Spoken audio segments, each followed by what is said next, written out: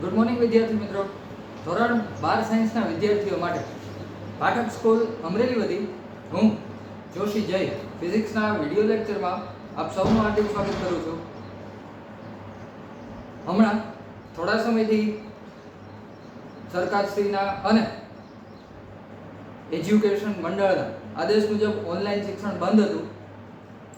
આપણે ફિઝિક્સના ઓનલાઈન લેક્ચરમાં ભાગ 1 ચેપ્ટર નંબર 2 વિદ્યુત સ્થિતિમાન અને કેપેસિટન્સ આનો અભ્યાસ કરી રહ્યા હતા.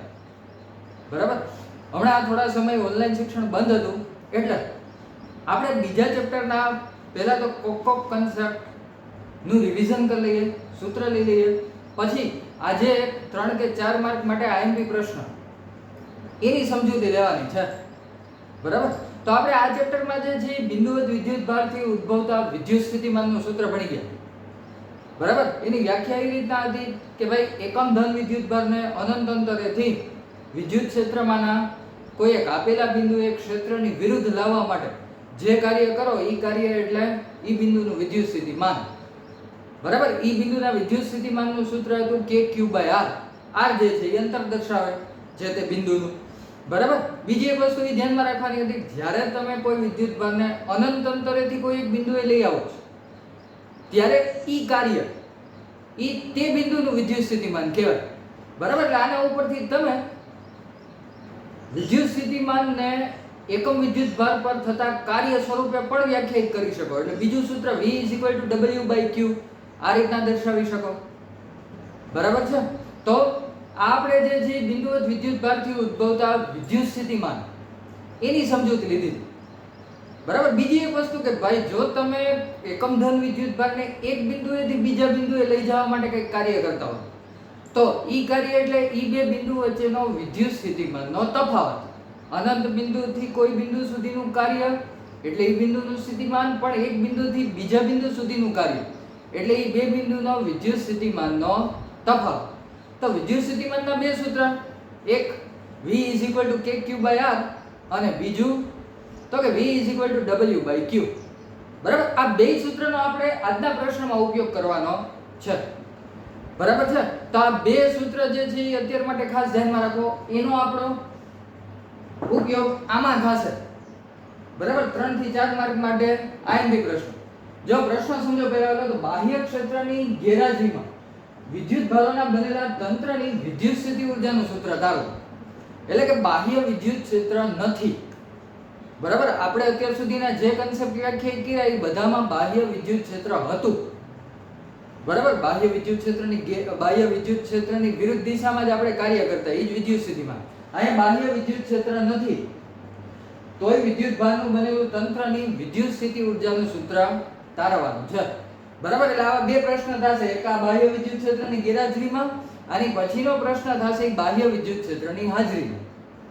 બરાબર. હવે વિદ્યુત સ્થિતિ ઊર્જાનું સૂત્ર તારવીએ છીએ KQ ના સ્વરૂપમાં.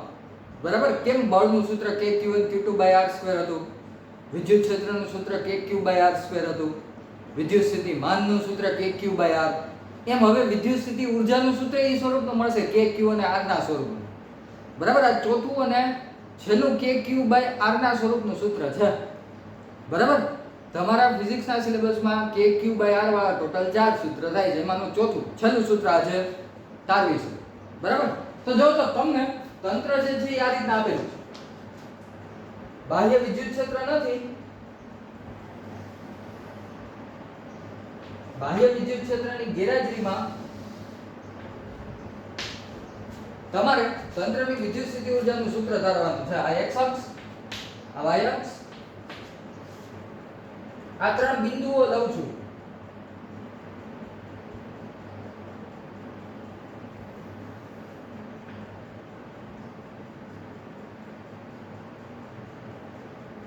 આ પહેલું બિંદુ સ્થાન સદિશ R. આ બીજું બિંદુ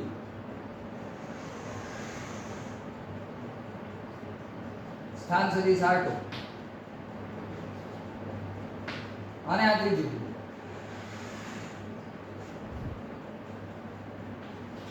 સ્થાન સદિશ R3.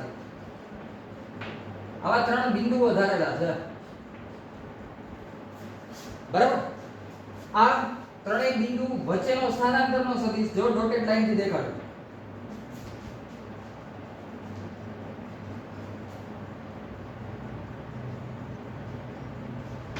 r12 1 અને 2 વચ્ચેનો સ્થાનાંતરનો સદિશ એટલે r12 આ 2 અને 3 વચ્ચેનો સ્થાનાંતરનો સદિશ એટલે r23 અને આ 1 અને 3 વચ્ચેનો સ્થાનાંતરનો સદિશ એટલે r13 બરાબર તો બાહ્ય વિદ્યુત ક્ષેત્રની ગેરહાજરીમાં ત્રણ બિંદુઓ ધારેલા છે 1 2 અને 3 ત્રણેય બિંદુના પોતપોતાના સ્થાન સદિશ r1 r2 r3 અને 1 અને 2 બિંદુ વચ્ચેનો સ્થાનાંતરનો સદિશ એટલે r12 2 અને 3 વચ્ચેનો સ્થાનાંતરનો સદિશ એટલે r23 1 અને 3 વચ્ચેનો સ્થાનાંતરનો સદિશ એટલે r13 બરાબર આ રીતનું દર્શાવેલ છે તો પેલો પોઈન્ટ જે છે એ આકૃતિ તમે જે દર્શાવો છો એના આધારિત જ લખવાનો છે કહેવાય આકૃતિમાં દર્શાવ્યા પ્રમાણે આ 1 2 અને 3 બિંદુઓ છે અને નામે આપી દઈએ a b c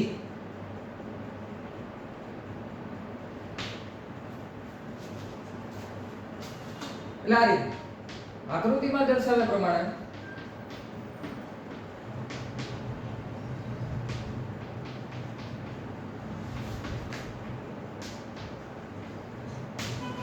બિંદુઓ a b અને c સ્થાન સદિશો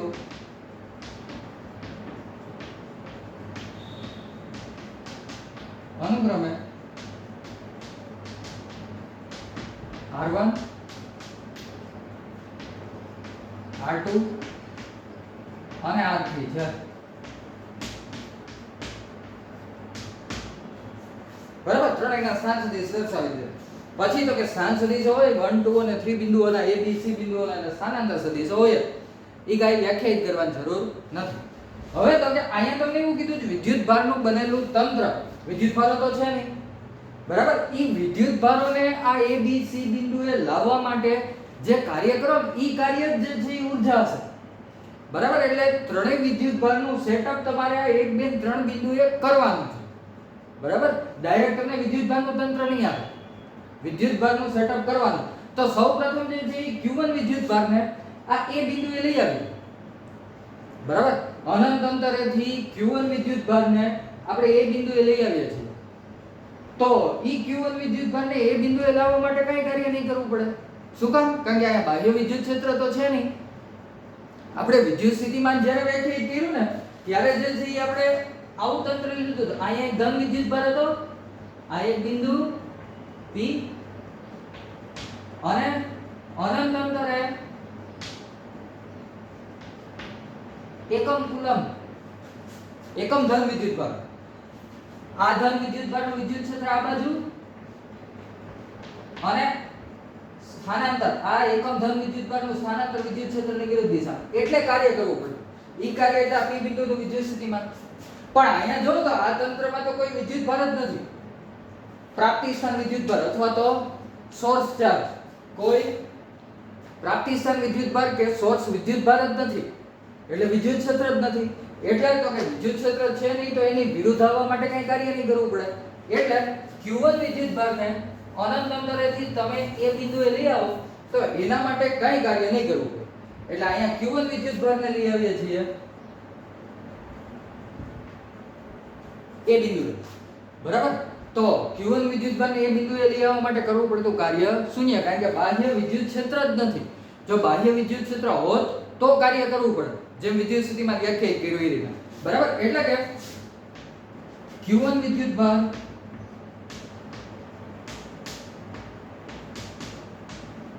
એ બિંદુએ લાવવા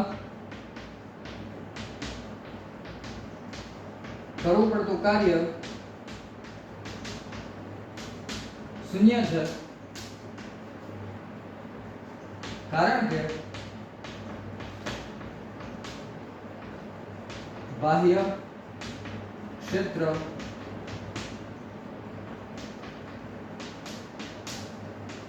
ગેરહાજર છે. એટલે તમે એવું કહી શકો W1 પેલું કાર્ય શૂન્ય. આમ કહી દો સમીકરણ. હાલો પેલું કાર્ય શૂન્ય, Q1 આવી ગયું. હવે Q1 વિદ્યુતભાર અહીંયા છે, બરાબર? તો હવે આ Q1 વિદ્યુતભારના લીધે વિદ્યુત ક્ષેત્ર હશે. વિદ્યુત ક્ષેત્ર હોય એટલે વિદ્યુત સ્થિતિમાન હોય.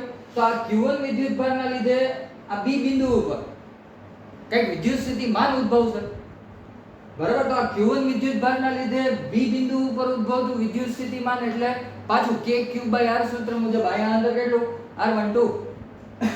એટલે કે હવે તો કે અહીંયા Q2 વિદ્યુતભારને લઈ આવવાનો છે B બિંદુએ.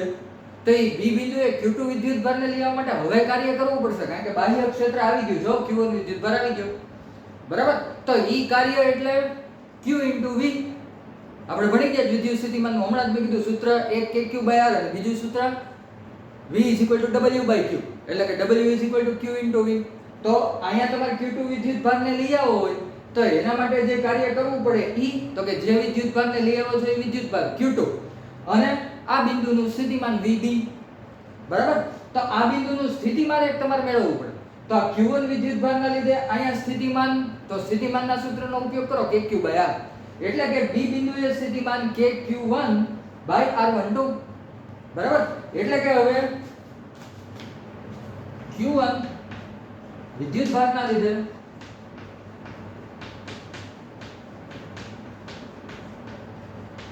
B બિંદુએ ઉદ્ભવતું સ્થિતિમાન એને કહી દો VB.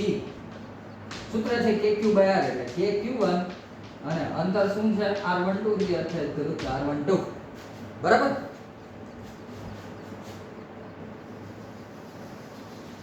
હવે તો કે Q2 વિદ્યુતભારને B બિંદુએ લાવવા કરવું પડતું કાર્ય. Q2 ને B બિંદુએ લાવવા કરવું પડતું કાર્ય W2 બરાબર જે વિદ્યુતભારને લઈ આવો છો વિદ્યુતભાર જે બિંદુએ લઈ આવો છો એનું સ્થિતિમાન બેનો ગુણાકાર Q2 VB. VB નું સૂત્ર આ રહ્યું. એટલે W2 નું સૂત્ર તમે આ રીતે લખી શકશો. જો KQ1/R12 છે એની અંદર Q2 ગુણી દો એટલે KQ1 Q2/R12. આને કહી દો સમીકરણ 2, બરાબર? હાલો હવે અહીંયા Q2 વિદ્યુતભાર આવી ગયો B બિંદુએ, અહીંયા આવી ગયો Q2 વિદ્યુતભાર. હવે બે વિદ્યુતભાર છે તો ફરીથી હવે C બિંદુએ Q3 વિદ્યુતભારને લઈ આવો છો તો ફરીથી ઈ જ પ્રમાણે અહીંયા લઈ આવવા માટે કરવું પડતું કાર્ય એટલે જે વિદ્યુતભારને લઈ આવો છો Q3 જે બિંદુએ લઈ આવો એનું સ્થિતિમાન એટલે VC. તો C બિંદુનું સ્થિતિમાન ગોતવું પડશે. તો હવે C બિંદુએ સ્થિતિમાન બે વિદ્યુતભારના લીધે હોય ને, Q1 ના લીધે મળતું આ બિંદુનું સ્થિતિમાન એટલે KQ1/R13 અને Q2 ના લીધે આ બિંદુએ મળતું સ્થિતિમાન એટલે KQ2/R23, બરાબર? એટલે હવે C બિંદુએ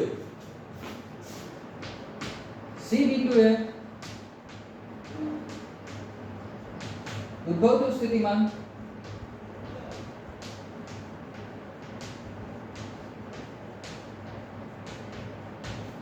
VC. તો એક Q1 થી KQ1/R13 અને બીજું પદ એટલે KQ2/R23. હાલો C બિંદુનું સ્થિતિમાન મળી ગયું. હવે Q3 વિદ્યુતભારને તમે અહીંયા C બિંદુએ લઈ આવો છો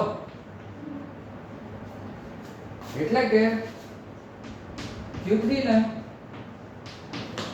C બિંદુએ લાવવા જરૂરી કાર્ય એને કહો W3. એ શું તો કે જે વિદ્યુતભારને લઈ આવો છો એ વિદ્યુતભાર પોતે જે બિંદુએ લઈ આવો છો એ બિંદુનું સ્થિતિમાન Q3 * VC, બરાબર? VC આ બે પદમાં, બરાબર? આ બે પદ સાથે Q3 નો ગુણાકાર કરવાનો છે એટલે કે Q1 Q3 R13 plus K Q2 Q3 R23 આ થઈ ગયું સમીકરણ નંબર 3 ત્રીજું કાર્ય. હવે ત્રણેય વિદ્યુતભાર સેટ કરી લીધા A B અને C બિંદુ ઉપર. હવે તો કે કુલ કાર્ય એટલે ત્રણેય કાર્યનો સરવાળો. કુલ કાર્ય W બરાબર 1 પ્લસ 2 પ્લસ 3. 1 તો શૂન્ય છે, 2 વાળું પદ આવ્યું એટલે કે K Q1 Q2 ના છેદમાં R12 આ W2 વાળું પદ. W3 માં બે પદ છે, K આ બે પદ પહેલા આ પદ લખું છું, K Q2 Q3 R23 અને છેલ્લું પદ K Q1 Q3 ના છેદમાં R1. બરાબર છે. આ જે કાર્ય કરો ને ત્રણેય વિદ્યુતભાર ને તંત્રમાં ગોઠવવા માટે, આ કાર્ય હંમેશા તંત્રમાં ઊર્જા સ્વરૂપે સંગ્રહિત થાય. ઈ ઊર્જા એટલે સ્થિતિ ઊર્જા. કારણ કે પછી અહીંયા તમે વિદ્યુતભાર સેટ કરી દો પછી વિદ્યુતભારો સ્થિર હોય. બરાબર? એટલે ઈ તંત્રમાં સ્થિતિ ઊર્જા સ્વરૂપે, આ કાર્ય તંત્રમાં સ્થિતિ ઊર્જા સ્વરૂપે સંગ્રહિત થાય. બરાબર? આ પદ જે છે એને તમે સમેશન થી પણ દર્શાવી શકો. બરાબર? આ રીતના જો આ જે કાર્ય છે આ કાર્ય ઈ જ ઊર્જા કહેવાશે. એટલે કે આ રીતના આ કાર્ય ઈ જ ઊર્જા થતું કાર્ય ઊર્જા સ્વરૂપે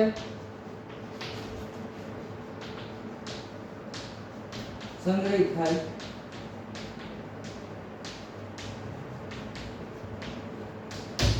જેથી કરી W ની જગ્યાએ U, જો ત્રણેય પદમાં K કોમન છે, K ને કોમન લઈ લો, સમેશન I અને J બે અચળાંકો વ્યાખ્યાયિત કરવા પડશે.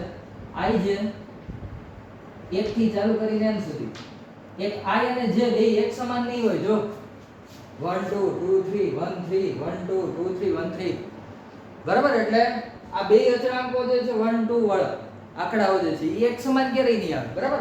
એટલે I જે 1 to n or 1 to 3 આ 3 સુધી છે એટલે તમે 1 to 3 એવી રીતનું વ્યાખ્યાયિત કરી શકો. I અને J એ બે એક સમાન નહીં હોય. I is not equal to J.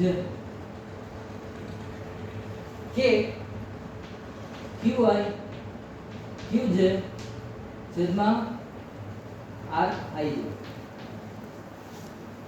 બરાબર? તો તમે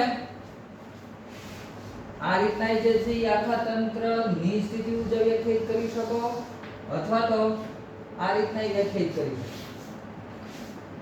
બરાબર? તો જો તો આ પદમાં QI QJ સમેશન થી જે છે એ આખું પદ વ્યાખ્યાયિત કર્યું. સામાન્ય રીતે સ્થિતિ ઊર્જાનું સૂત્ર આમ લખાય છે. જો એના માટે બે વિદ્યુતભારની જોડ છે K Q1 Q2 છેદમાં આ સામાન્ય સૂત્ર સ્થિતિ ઊર્જા. આ તો આખા તંત્ર માટે સમેશન થી દેખાડેલું છે. પણ તમને બે વિદ્યુતભારની બનેલી જોડ આપેલી હોય અને તમારે એના માટે સ્થિતિ ઊર્જાનું સૂત્ર લખવું તો સામાન્ય સ્વરૂપ આવે. બરાબર? એટલે સ્થિતિ ઊર્જા જે છે એ સામાન્ય રીતના આમ દર્શાવે છે K Q1 Q2 ના છેદમાં આ. તો વિદ્યાર્થી મિત્રો જો સમજો તો ખૂબ સરળ પ્રશ્ન છે. બરાબર?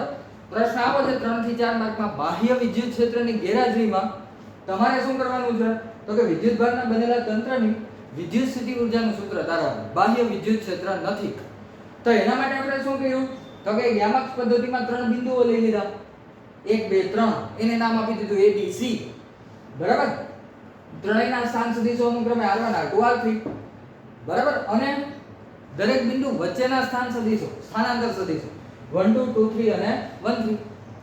હવે તો કે હવે શું કરવાનું? Q1 Q2 Q3 વિદ્યુતભારને A B અને C બિંદુએ લઈ આવવાના છે. બરાબર? તો એને લઈ આવવા માટે તમે જે કાર્ય કરશો ને એ કાર્ય ઈ જ તમારા શું છે? તંત્રની વિદ્યુત સ્થિતિ ઊર્જા. બરાબર? એટલે તમારે આ ત્રણેય વિદ્યુતભારને અહીંયા સેટ કરવા માટેનું કાર્ય મેળવવાનું. તો પહેલા તો Q1 વિદ્યુતભારને A બિંદુએ લઈ આવી. તો જો તો આખા તંત્રમાં ક્યાંય બાહ્ય વિદ્યુત ક્ષેત્ર છે જ નહીં. કાર્ય ક્યારે કરવું પડે તો કે જ્યારે બાહ્ય વિદ્યુત ક્ષેત્ર હાજર હોય એની વિરુદ્ધમાં તમે ગતિ કરતા હોય તો કાર્ય કરવું પડે. અહીંયા બાહ્ય વિદ્યુત ક્ષેત્ર જ નથી એટલે q1 વિદ્યુતભારને એ બિંદુએ લઈ આવવા માટે કોઈ કાર્ય નહીં કરવું પડે. એટલે પહેલું કાર્ય શૂન્ય. હવે તો અહીંયા q1 વિદ્યુતભાર આવી ગયો ને એ બિંદુએ, તો હવે અહીંયા બી બિંદુએ q2 વિદ્યુતભારને લઈ આવવું હોય તો કાર્ય કરવું પડે. કારણ કે q1 વિદ્યુતભાર છે એટલે એનું વિદ્યુત ક્ષેત્ર હશે, એટલે વિદ્યુત ક્ષેત્રની વિરુદ્ધ દિશામાં કાર્ય કરવું જ પડશે. બરાબર? તો અહીંયા q2 વિદ્યુતભારને લઈ આવવા માટે કરવું પડતું કાર્યનું સૂત્ર કઈ રીતના લખશું? તો કે આપણે ભણી ગયા v w/q. તો w બરાબર q * v. તો અહીંયા q2 વિદ્યુતભારને b બિંદુએ લઈ આવવા માટે કરવું પડતું કાર્ય એટલે જે વિદ્યુતભારને લઈ આવો છે વિદ્યુતભાર q2 ઇન્ટુ જે બિંદુએ લઈ આવો છે એ બિંદુનું વિદ્યુત સ્થિતિમાન vb, q2 * vb. બરાબર? તો હવે vb મેળવવું પડશે b બિંદુનું સ્થિતિમાન. તો b બિંદુએ સ્થિતિમાન આ q1 વિદ્યુતભારના લીધે હોય. તંત્રમાં હજી સુધી એક જ વિદ્યુતભાર છે.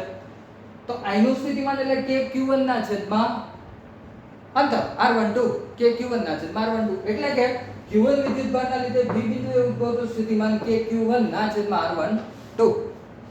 બરાબર? હવે તો કે q2 વિદ્યુતભારને તમે અહીંયા b બિંદુએ લઈ આવો એના માટે કરવું પડતું કાર્ય w2 = q2 vb. બરાબર? vb ના પદ સાથે q2 ગુણી દો એટલે સમીકરણ 2 મળી જશે તમને w2. હવે આ રીતના તમારે c બિંદુએ q3 વિદ્યુતભારને લઈ આવવાનો. તો ફરીથી કાર્ય કરવું પડશે કારણ કે બે વિદ્યુતભાર હાજર છે એટલે બેયનું વિદ્યુત ક્ષેત્ર હશે. વિદ્યુત ક્ષેત્રની વિરુદ્ધ ગતિ કરવી પડશે એટલે કાર્ય કરવું પડશે. તો c બિંદુએ q3 વિદ્યુતભારને લઈ આવવા માટે કરવું પડતું કાર્ય એટલે q3 * vc. હવે vc c બિંદુનું સ્થિતિમાન મેળવવું પડશે. તો આ બંનેના લીધે સ્થિતિમાન ઉદ્ભવે c બિંદુ ઉપર. q1 થી ઉદ્ભવી k q1 r13 અને q2 થી ઉદ્ભવી k q2 r23. એટલે તો કે c બિંદુએ ઉદ્ભવતું સ્થિતિમાન vc બરાબર k q1 r13 + k q2 r23. હાલો c બિંદુનું સ્થિતિમાન મળી ગયું. હવે q3 વિદ્યુતભારને c બિંદુએ લાવવા માટે કરવું પડતું કાર્ય q3 * vc. બરાબર? તો vc ના પદ આરે q3 ગુણી દો. ત્રણેય વિદ્યુતભાર તંત્રમાં ગોઠવાઈ ગયા a b c બિંદુએ. હવે તો કે કરેલું કુલ કાર્ય એટલે ત્રણેય કાર્યનો સરવાળો 1 + 2 + 3. 1 તો શૂન્ય, 2 વાળું પદ મૂકી દીધું. 3 વાળા બે પદ છે, w3 ના બે પદ છે, બે પદ મૂકી દીધા. બરાબર? જો તો આખું પદ જે છે ને તમે સમેશન થી પણ દર્શાવી શકો.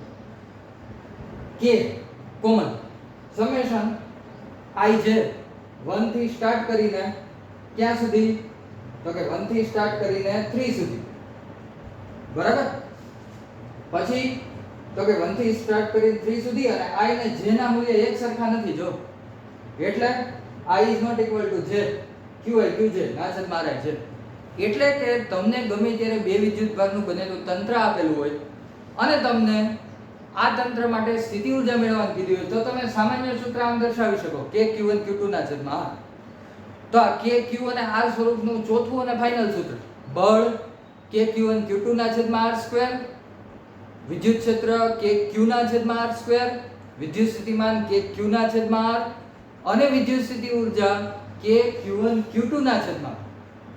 જો વિદ્યાર્થી મિત્રો ચારેય સૂત્રમાં થોડોક જ તફાવત છે એટલે ચારેય સૂત્ર ભેગા ન થઈ જાય ઈ ખાસ ધ્યાનમાં રાખજો. ચારેય જે છે ને ઈ પેરેલલ આવી રીતના કમ્પેરિઝનમાં લેવાના. કેમ મેં અત્યારે ના કીધું? એટલે ચારેય સૂત્ર જે છે ને વ્યવસ્થિત યાદ રહી જશે. બરાબર? તો આજના હોમવર્કમાં 3 કે 4 માર્કનો આઈએમપી પ્રશ્ન બાહ્ય વિદ્યુત ક્ષેત્રની ગેરહાજરીમાં વિદ્યુતભારના બનેલા તંત્રની વિદ્યુત સ્થિતિ ઊર્જાનું સૂત્ર તારો.